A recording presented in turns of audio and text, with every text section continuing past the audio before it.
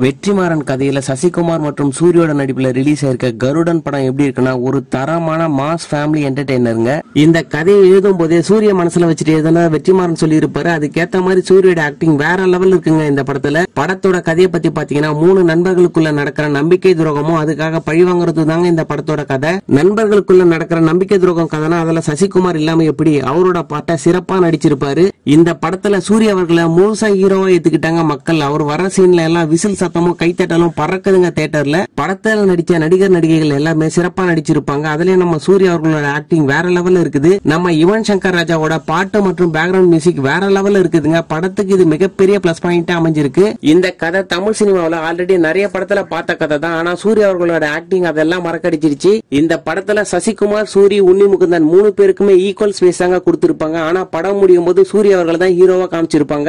ஓவராலா இந்த படம் எப்படி இருக்குன்னா தாராளமா தியேட்டர்ல போய் பார்க்கலாம். ஒருத்து தாங்க. இந்த கருடன் படத்தோட ரிவ்யூ உங்களுக்கு பிடிச்சிருந்தா இந்த வீடியோக்கு ஒரு லைக்கா போட்டு விட்டுருங்க.